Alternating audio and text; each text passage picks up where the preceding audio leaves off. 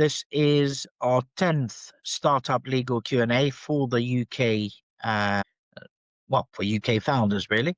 Unfortunately, over 90% of startups fail.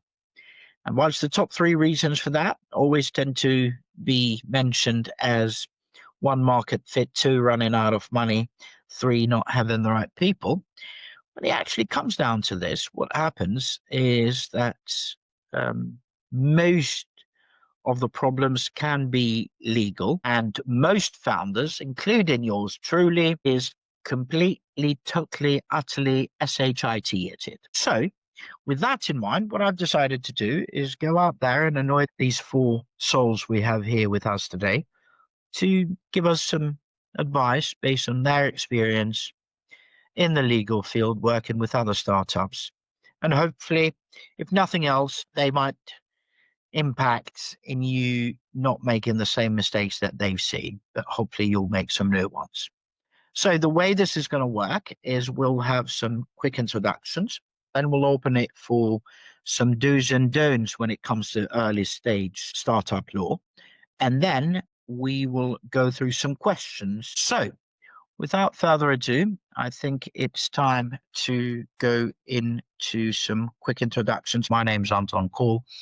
I'm an Albanian in London working with startups normally right after they get investment. I embed within their teams and help them hire and keep the right people. I do some growth advisory work as well with some other founders and accelerators, and help some angels and family offices with their due diligence and assessment. We can start with the lady of the house. We'll start with Natalie.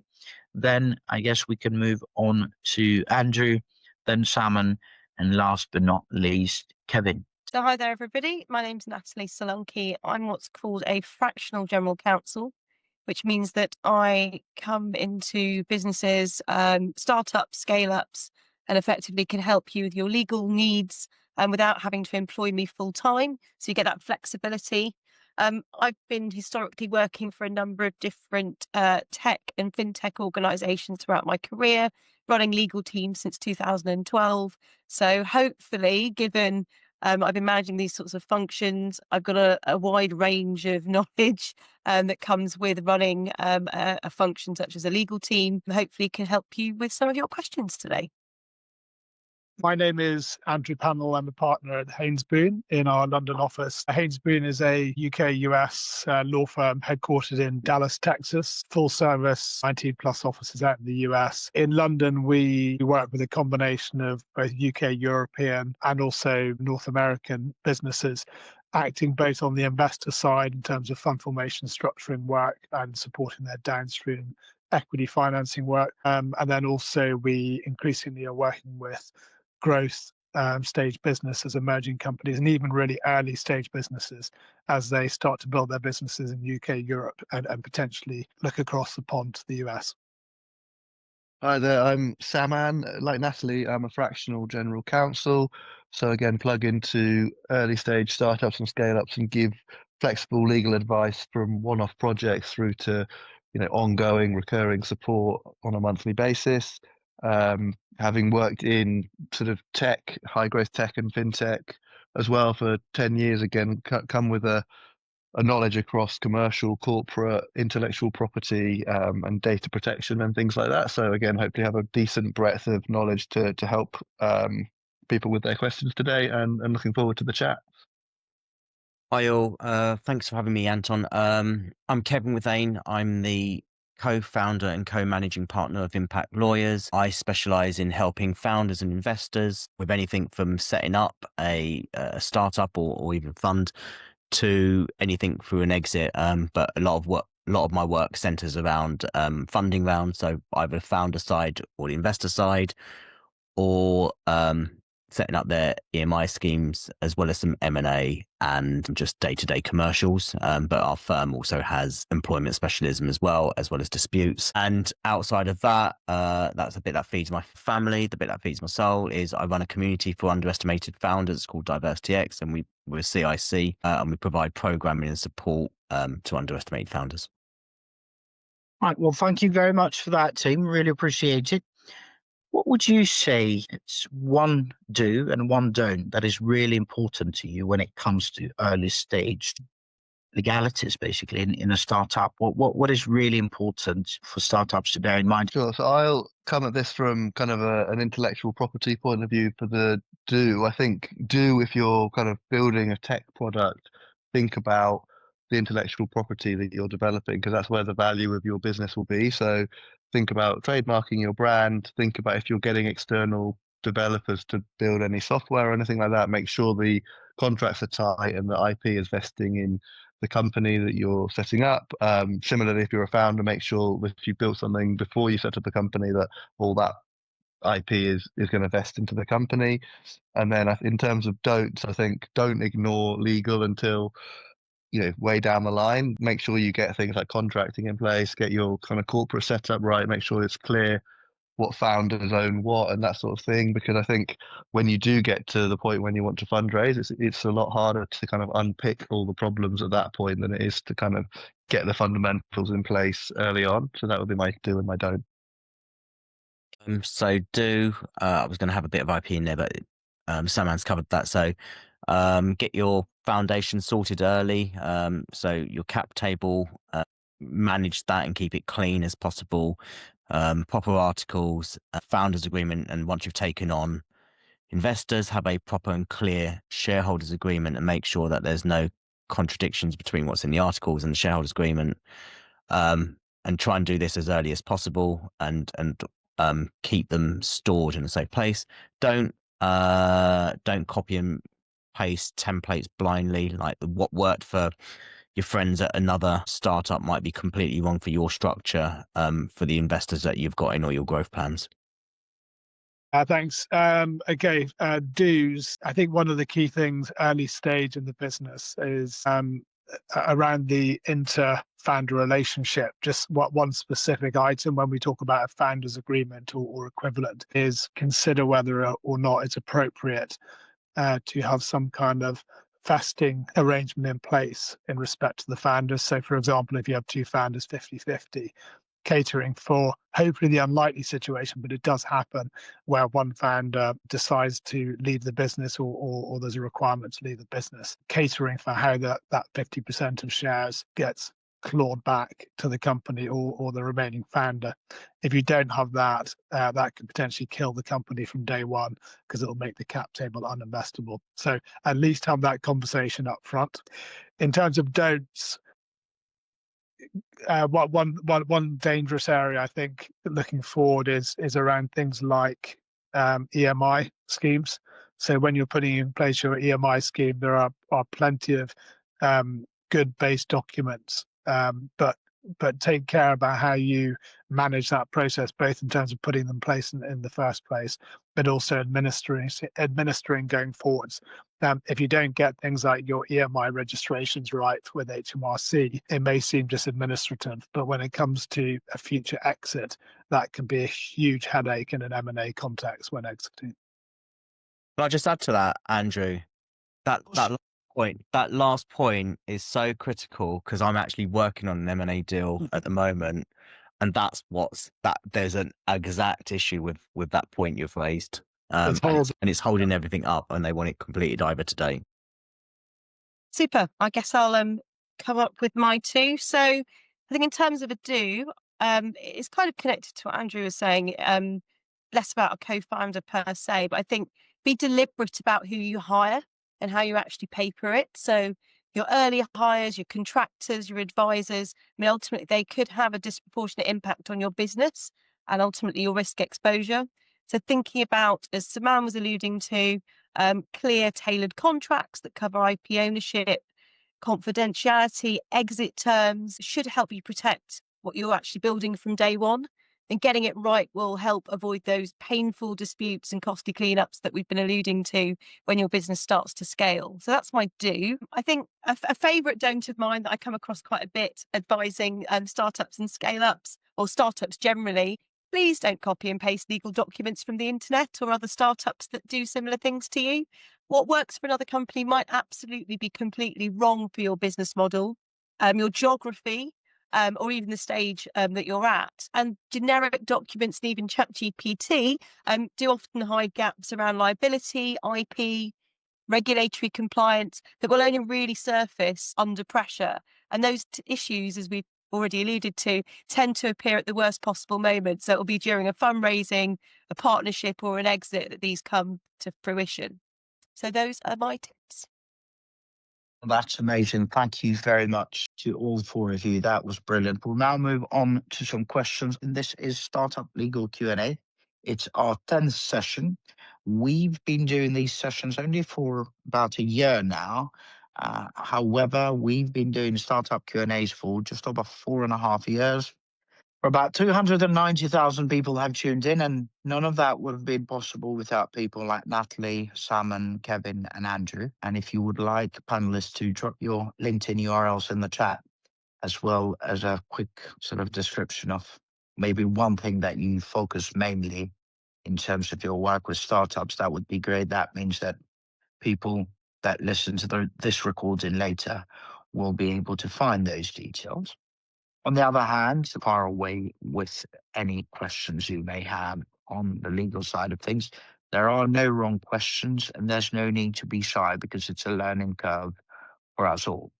Now, in terms of how this works, is that any questions to do with legal stuff, they're all valid in the sense that, we won't be thinking badly of you, or we won't be thinking that it's a silly question. If, however, you've got questions that are on other matters, please save them for the other events we run. Mondays is talent, Tuesdays is product and tech, Wednesdays is growth, Thursdays it's fundraising, second Friday of each month, as you can see today, it's Startup Legal Q&A for the UK market, and the third Friday of each month, it's UK Startup Finances. They're all 12 to 1 p.m. UK time. You can RSVP to any future session on our site, startuptoscaleup.club. Again, it's startuptoscaleup.club. And when you're there, you may also want to join our WhatsApp community. We've got some amazing groups you can join and connect with fellow founders, as well as our operators, investors, and of course, our amazing panelists/mentors. Without further ado, we'll now move on to the first question. So this is a digital marketing startup in Lincolnshire. This is interesting. So they're having some trouble with a university friend who's threatening to sue them. Problem, she says, a former university friend accuses the startup of stealing their digital marketing strategy. Question, as a digital marketing startup in Lincolnshire, we received a claim from a university friend who insists that our recent digital marketing campaign is essentially the same strategy they developed during our time at university.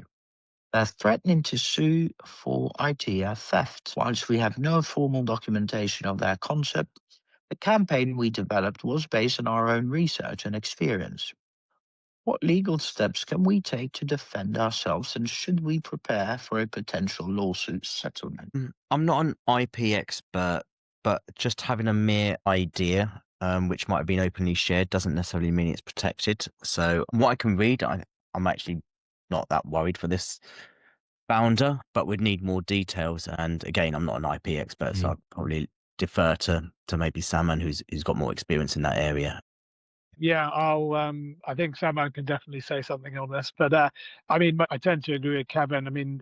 I would, again, let's just assume that this is the information we have. Depending on how serious you feel that the threat is, or if it's a bit of a try on, you may or may not want to engage with them in any way. But one thing you can do, I think, straight off the bat, unless we don't have information to hand that's pertinent, would be a reasonably robust email back to say that, to rebut any assertions or allegations they're making here, and move on and not be distracted. You might also want to think about actually your own IP position as well, and think about how you guys might want to protect what you're doing as well, actually, as part of this.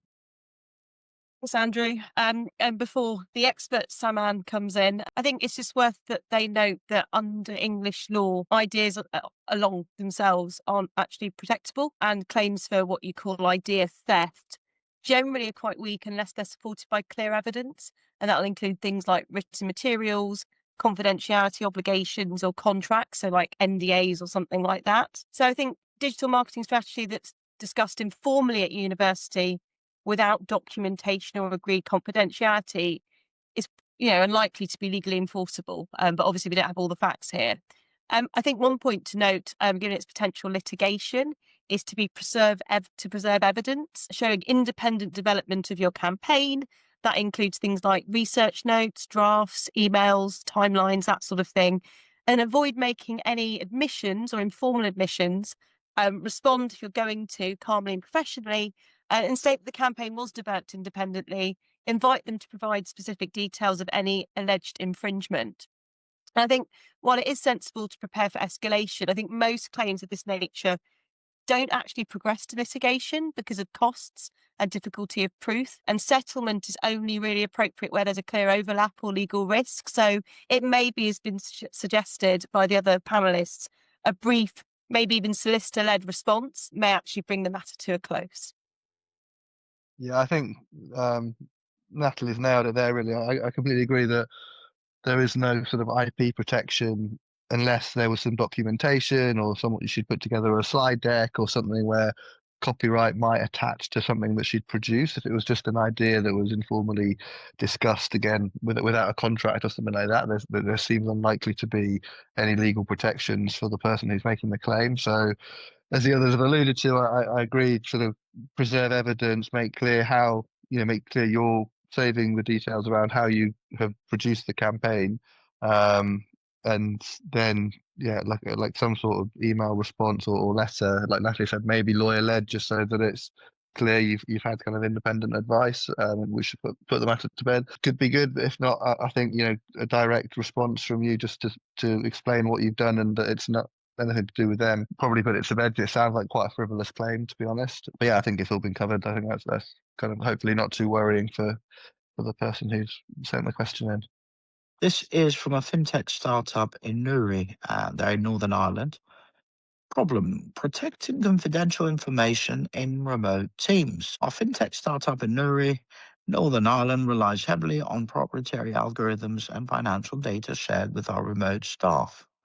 What legal clauses should we include in our employment agreements to safeguard this information, particularly when employees work from shared or insecure locations? Should we use non-disclosure agreements alongside employment contracts, and how enforceable are these in cases of remote work breaches? How do we balance employee autonomy with our need for strict confidentiality? Yeah, it's a tricky one, isn't it? Especially if people are working outside your jurisdiction. To be honest with you, even within your jurisdiction, there are many ways to skin a bleeding cat. So how about this? We'll start with Andrew, then Natalie, then Saman, and last but not least, Kevin, please.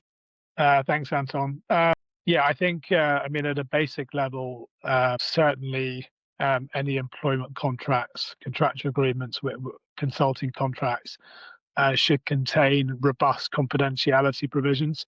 They should be in pretty much any template you use anyway. But at a starting point, I would certainly include that.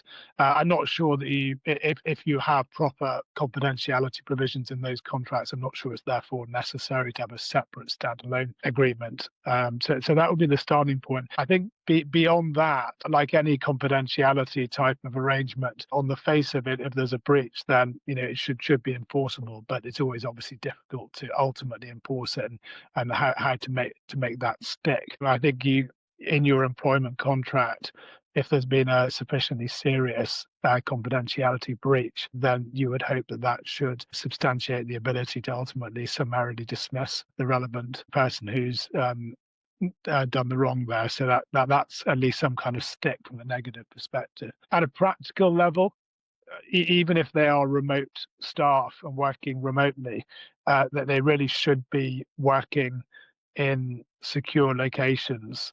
Whether that's logging on to a VPN and making sure that they are working off the correct server, confidential server within the business, from a PC or a laptop perspective, or being very careful when it comes to any conversations or work they're doing in certain areas. So having some kind of written policy in place, and really stressing the importance of that confidential nature of the work that they're doing will also be critical, and maybe providing some training to them so that they're absolutely 100% on notice of how important and how serious you take it.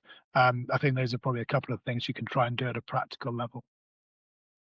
Yeah, I love that, Andrew. Thanks for that. Completely agree. So I think rather than relying on goodwill or informal practices, definitely building confidentiality protection into employment contracts is key. I think you said some key clauses. I think the word robust was used. I agree with the robust confidentiality and trade secret provisions. So I think you'd cover things like algorithms, models, customer and financial data, clear IP ownership and assignment, data security obligations, so the use of secure networks, devices, storage, that sort of thing. And then post-termination confidentiality that will survive the employment relationship. And as well as an express right, I think, to implement and enforce internal security policies. So you asked about standalone NDAs. I don't think they're necessarily strictly necessary, especially if the contracts themselves are well drafted. They might be useful for senior staff or contractors, so bear that in mind, or even pre-employment disclosures. And these are enforceable in Northern Ireland, and they would include things for remote working breaches, I think, provided that the obligations are reasonable, clear and proportionate, which I think if you're using the right template, they would be. And then on the practical side, I think that balancing that autonomy and protection will mean setting clear expectations on behaviour, training staff on those secure working practices, and then I think focusing on restrictions on genuinely sensitive information rather than blanket controls. And here I think it would be that clear drafting in your employment contracts and policies, and then consistent enforcement that would be the key here. Yeah, I think the two previous answers has pretty much nailed everything. So I won't spend too long, but I think just split it into the legal slide, getting a good employment contract in place with robust and full confidentiality provisions, as Natalie just went through. And then on the practical side, having the right security and infosec stuff in place, the ability to wipe a laptop if it gets lost, that sort of thing. It's kind of the practicalities are probably as or more important there, because I think the likelihood is the breach would be, laptop getting left in a restaurant or a pub or something after work. So I'd also focus on that and having those policies in place about how your devices are used. Yeah, otherwise I won't waste too much time on reiterating things people have said. I think they were great answers. Thank you. I think everything's pretty much covered. So you can, like, if you look at standard employment contracts, there are there should be confidentiality provision. Then otherwise you're using a really crap template. But they're pretty basic. So I would put more enhanced provisions, basically, as Natalie and Andrew have agreed. But the reality is, once the employment contract's signed, they sit in a drawer and nobody looks at it. And it's always a thing. Things happen way after often the employment contract's being signed. So as there's already been said, like you should do regular training on the importance of these things. So about data security, cybersecurity, and protecting, and the importance of protecting confidential information. Because of the remote first nature, if your employees are not in the same jurisdiction as you probably are using either an employee of record, or hiring them as a contractor. So you've got to make sure that those provisions, if you're using as a employer of record, that they are mirroring the same sort of confidentiality provisions in your agreements. And if it's a contractor, then your contractor agreements have those robust confidentiality provisions. The only thing I was going to add just quickly, there's there's some films. I think the Elizabeth Holmes film with her startup, and when I read that book, it was all about the aggressive US lawyers writing to anyone who leaves and say, "Don't you dare breach your confidentiality, otherwise we'll get you locked up," type of thing. But that was rather dramatic, and I think in the context of any startup or growth business, they're looking to try and position themselves as a company that you actually want to work for. So I think you have to get the right balance. So I think that's practical. The only thing I was going to add is, again, any additional sticks that you can use or leverage to make sure that people don't go and do things.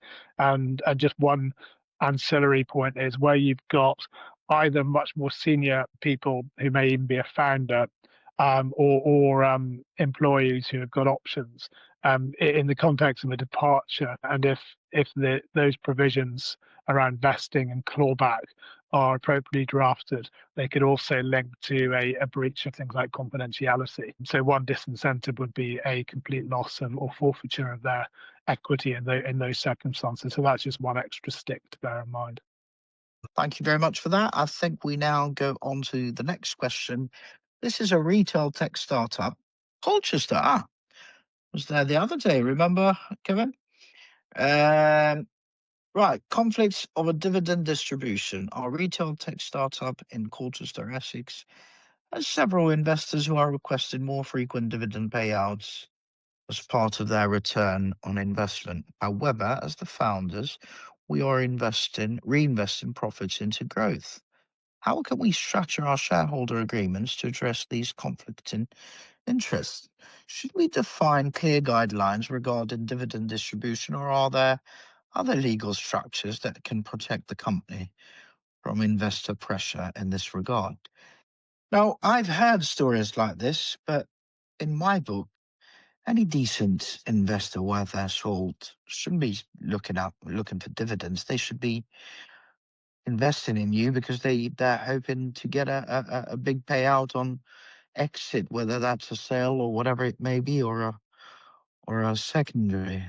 I have a feeling you've already signed up somewhere if they've already invested and they're now asking you for these dividends. I think you've already signed and agreed for that. So my advice is to go back and look at your paperwork. Let's see what Natalie, Kevin, Saman, and then Andrew got to say on this. Sure. So I think we've actually got some really good expert corporate lawyers on the call, so I might defer to them. But just trying to sort of put this into some sort of simple response. I mean, this is a classic tension in growth stage companies. I think there's a way that you should be looking at this structurally and try and keep the emotion out of it. So dividends should be dealt with in your articles of association, or as suggested, a shareholder agreement. And you can include provisions stating that dividends are entirely discretionary, declared only if the board considers them to be in the best interest of the company, and subject to things like statutory solvency tests. And I guess this would help give you as a founder and the board a strong legal basis to prioritise any reinvestment. You should also think about different share classes. So investors that are seeking income can hold shares with a preference, or what's called a fixed dividend, whilst founders could have ordinary shares that are actually focused on growth and therefore value at an exit. Also, investor returns could be framed around exit events like a sale or an IPO rather than income itself. And I think, a final protection to think about is the company reserving dividend decisions to the board and trying to avoid any contractual obligation to distribute profits. So with some clear drafting, this will manage expectations early, hopefully prevent any investor pressure undermining the long-term growth of the company. But this is not my area of expertise, so I will defer to a different expert on the panel. Thank you, Natalie. You covered most of it. It's not your area of expertise. I think, to be honest, I never really see this happening. Because most investors that I see from tech startup who invest in tech startups typically understand that they're looking for and pushing for a fast growth model where money goes back into the company to grow and scale it, and return enterprise value, or retain enterprise value rather than taking cash out of the business. Except I have seen that there was a couple of sort of Series A's where they wanted to return money to investors, and it was a good story that they did that. You obviously you have to refer to your articles. If you've got a shareholders agreement already, then it may be covered in there. It's usually covered in your articles, though. You may have been required, and you would need to check your shareholders agreement if you were required to have established a dividend policy. If you do, then it's incumbent on the board to follow that dividend policy. And it's usually the board, but it might need investor consent to make, and it typically does need investor consent to make changes to some of those policies. So you'd need to go back, but just because the investors are asking for more dividends doesn't mean you necessarily need to bend to that will. So I'd look at your documentation. I'd definitely seek some legal advice, but also I'd try and open up the channels of communication to explain that you're a tech startup and the money needs to be retained to grow and scale the business. Thank you. Yes, Saman and Andrew, just before I let you go, in the unlikely event that they haven't put any provisions on dividends, if you can focus mainly on that and then cover whatever else, but in the unlikely event that that's the case, what would you advise? Yeah, I mean, I think most things have been covered. If there's no documentation in place, I mean, I'd be surprised. There must be some articles of association, even if it's the model articles in place, I would have thought. And then, so that, whatever is in there, and Andrew's probably more of an expert on me, that would be in standard documentation. So that there will be something. And I think it's just a question of understanding where you are now, whatever is or is not documented, and then if there are changes to be made, making them. And obviously, there might come down to a question of like who are the majority shareholders and things like that as well. So I think it may depend on your specific kind of cap table as well. But Andrew, I know you're more of an expert on this sort of thing, so I'll leave it to you. Thanks. I think what everyone's done. Yes, Andrew. I think everyone's done a very good job while pretending not to be experts. But no, I think it is a slightly unique one. Well, first of all, well done for being in a position to actually generate profits and be able to actually make dividend payouts. So it sounds like the business is going in the right direction. To answer the question, I guess, or the refrained one as well that Anton mentioned, I think at a basic level, assuming you've got a very also plain vanilla set of documents. As Saman mentioned, obviously you will have a set of articles of association because you have to. And at the base level, obviously there's an ability to declare and pay out dividends. And that would typically fall upon the directors to make that decision and pass a board resolution to recommend that dividend be paid out. In order to actually do that, you actually have to have distributable reserves, which is quite a technical sort of area, but it's absolutely critical that you actually have distributable reserves, which means not making that profit, but also that you're not carrying losses, which would mean that you can't even pay the dividends out in the first place. So if you are declaring dividends, make sure you do it in the right way. But there's no obligation on you to pay out those dividends. Practically speaking, to control the situation from your perspective, I'd make sure that you control the board and you have that at least majority or ideally a unanimous position on the board to make sure you control that situation. Actually, perversely, going to the points that the other panelists have mentioned, is in the US, I would say that at Series A, for example, you often find that big US investors may well put a preferred dividend provision in the documents. But that, I'm saying 8% dividend per annum if the board decides to make that payout. The reality is that provision is designed not actually to receive a payout at all. It's actually there really as a protective measure because the Series A investors and others don't really want dividends being paid out at all. But because they don't want that cash being leaked out, they much prefer that money to go back, get reinvested, and build a huge business and a fantastic exit in the end. Thank you very much for that, team. Maybe we can get some parting words, especially this being the last legal Q&A of 2025. How about we start with the lady of the house, then Kevin, Saman, and last but not least, Andrew. If we're trying to sum up what we've talked about today, I think things like clarity, proportionality, and credibility, I think ultimately matter more than threats. Contracts should actually reflect the law and set expectations people can realistically comply with and respect. I think the strongest protection comes from clear drafting, consistent enforcement, and a culture where confidentiality, for example, is understood as part of professionalism. It's not something that's imposed through intimidation. So that's my parting words. Yes, I just want to say thank you for hosting these. I hope it's been helpful for everyone. I guess parting words are, I'll go back to what I said at the beginning, get your basics right at the very beginning and seek advice at big inflection points, and cutting corners with legal always costs money. There are other ways to go fast, and legals can go fast when done well and done right, but cutting corners inevitably leads to more cost to you. So don't. Thanks, Anton. Yes, just a big thank you to everyone for having me. It's been another great session.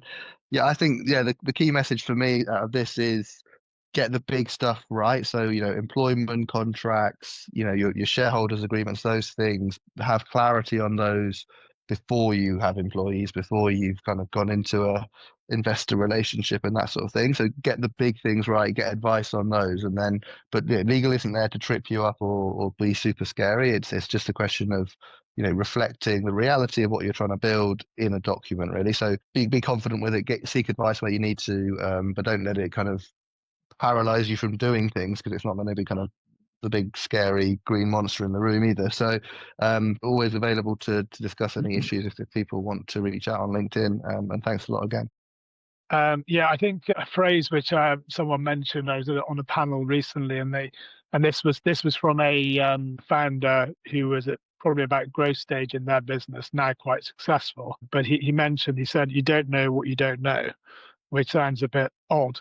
But I guess what he's saying is that if you don't have the right people around you to support you, and that's both within your co-founder, other employees, key people, advisors, etc., and you just plow on regardless, there's that potential to make mistakes. So I think I would encourage anyone who's starting out in that business or through that entrepreneurial journey to really lean on as much advice as they can get. There's a huge amount of advice available.